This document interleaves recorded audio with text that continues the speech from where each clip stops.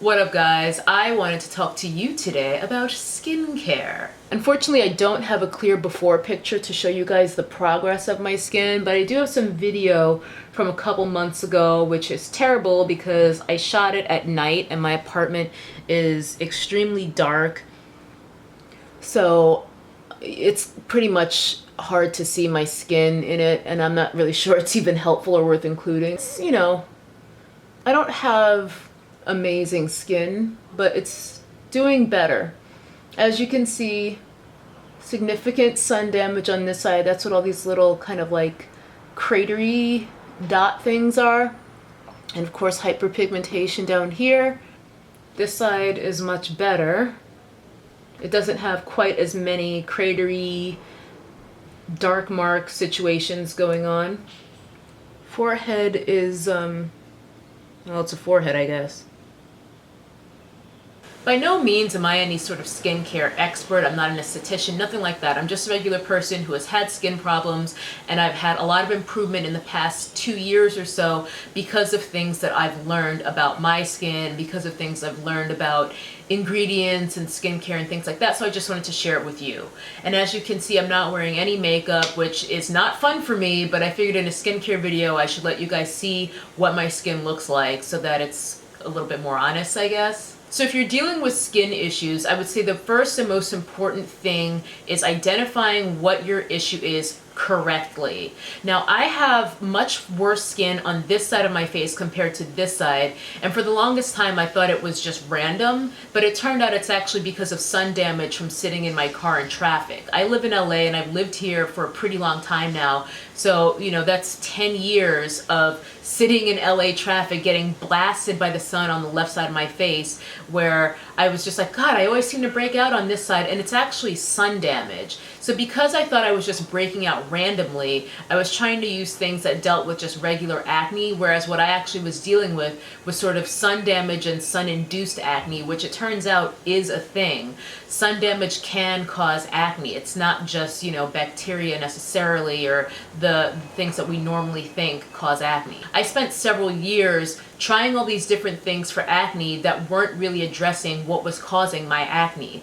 Once I learned that the reason my skin was having problems was primarily sun damage, I was able to start using products that had ingredients that address sun damage, and that actually was when my skin started to turn around. Once you figure out what is actually your issue and you have it correct, whether it's something that you figure out on your own, whether you go to a dermatologist, whether you go to an esthetician, all of the above. The next tip I would have would be to research ingredients to help your issue once you have identified it correctly. Once I realized that I was dealing with sun damage, I knew that I needed to do things differently from how I had been doing them before. Like I said, I tried all sorts of things, over-the-counter stuff for acne like Neutrogena. I think my mom even sent me Proactive at one point, which really fucked my skin up. Once I realized that I was dealing with sun damage and acne-induced sun damage, I went online to start learning about things that were actually targeted for sun damage. Ingredients, products, treatments, etc. My main resource for that was Beautypedia, which is owned and operated by the same people who have the Paula's Choice skincare brand. Beautypedia is basically just a resource where they'll rank and review mainstream cosmetic and skincare items, and they'll rate it from 1 stars to 4 stars, I believe. It used to be just best, good, average, and worst, I think, but they recently changed their website and their ranking system. But essentially, it lets you look at things either by type of product, by specific product, or whatever it is, and they have most things in there. There are some products that come up that they haven't ever reviewed, but I find it really useful. So once I realized I was dealing with sun damage, I learned that not only did I need to start looking at alpha hydroxy acids as an exfoliant, because those help deal with sun damage, but I could also consider looking at retinol products, which are also supposed to help with sun damage, hyperpigmentation, discoloration, aging, things like that. So I basically looked through Beautypedia and sorted their products by things that addressed my concerns. So I looked at retinol products sorted from best to worst and just looked at something that was available to me and within a price point I was willing to pay, and started experimenting. And same thing with the AHAs, the alpha hydroxy exfoliants. In addition to researching specific products that you need for your concern, you want to make sure you learn what types of things to avoid. And the number one thing that I would tell you to avoid is fragrance. Now, it's really difficult to avoid fragrance wholesale because for some reason these companies think we want to put perfume on our faces. There are so many products that would be almost great, but they are just chock full of fragrance, and it makes no sense. I have no idea why companies put fragrance in skincare. I mean, maybe body care. When it comes to a cleanser or a face lotion or something like that, fragrance is possibly the number one irritant when it comes to skincare. And I would say the vast majority of products out there have fragrance in them. Now, it's possible to find products that have fragrance that won't irritate your skin on a level that you can see. But even if you can't see the irritation, that doesn't mean it's not happening. I personally still use some products that have fragrance in them, unfortunately, but I'm trying to avoid buying anything new that has fragrance in it and phasing out all my skincare products that have fragrance in them. So now we've correctly identified what our skin issue is and what the cause of it is. We've identified products and ingredients that can address that issue, and we've identified products that actually don't contain additional irritants because those might create new problems. The next step is to just be really, really consistent.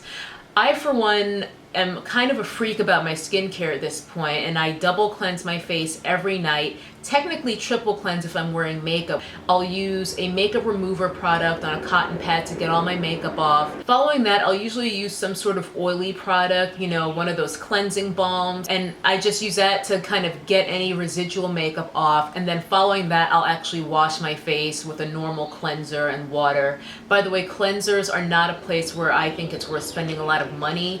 You don't necessarily have to spend a lot of money on any aspect of your skincare. If you find products that are effective for you, you can probably find affordable ones, but cleansers in particular are a product that are going literally down the drain, so don't spend $30 on a cleanser. The main thing is to just be really consistent and be patient. So it's not going to work in a week, it's not going to work in 2 weeks probably.